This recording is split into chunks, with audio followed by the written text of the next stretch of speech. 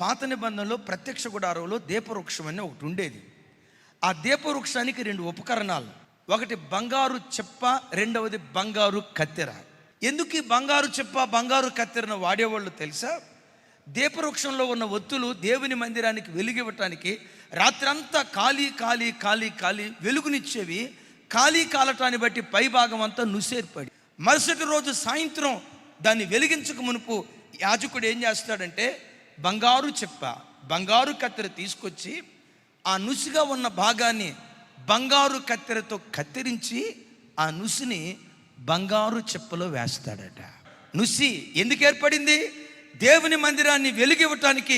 రాత్రంతా కాలిపోయింది. మందిరానికి వచ్చే బిడ్డల్లో కూడా కొంతమంది దేవుని మందిరాన్ని వెలుగుతో నింపాలి. చీకటిలో ఉన్న ప్రజలు ఆశ్చర్యకరమైన వెలుగులోనికి రావాలి. సంఘంలో ఒక ఆధ్యాత్మిక చైతన్యం రావాలి. ఇది అపోస్తుల పునాది మీద కట్టబడాలి.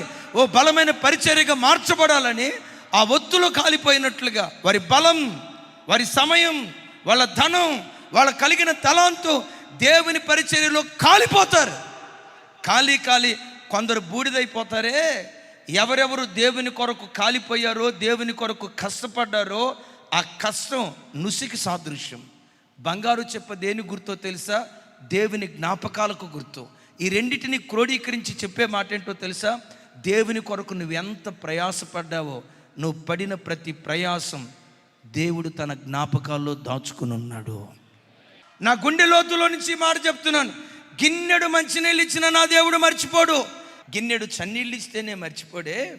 నువ్వు రక్షించబడిన నాటి నుండి నీ రాబడిలో ప్రతి నెల 10% ఇస్తున్నావే, నిన్నెట్లా దేవుడు మర్చిపోతాడు?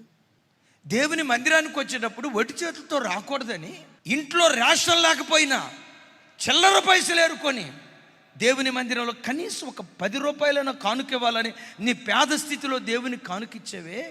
ఇంత చేస్తున్న నిన్ను దేవుడు ఎలా మర్చిపోతాడు? నువ్వు దేవుని కొరకు ఏం చేసావో, నువ్వు చేస్తున్న ప్రతిదీ దేవుడు తన జ్ఞాపకాల్లో భద్రంగా దాచుకున్నాడు.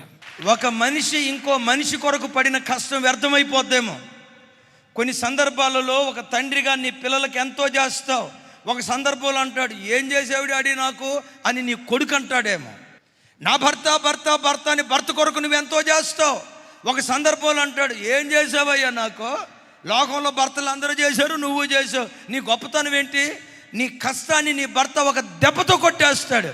నేను ప్రకటించిన నా యేసు నీ కొడుకు లాంటి వాడు కాదు, నీ భార్య లాంటి వాడు కాదు, నీ భర్త లాంటి వాడు కాదు. ఆయన కొరకు గిన్నెడు మంచినీళ్ళు ఇచ్చిన దానికి కూడా ప్రతిఫలం ఇచ్చే మనసున్న మహా గొప్ప దేవుడు.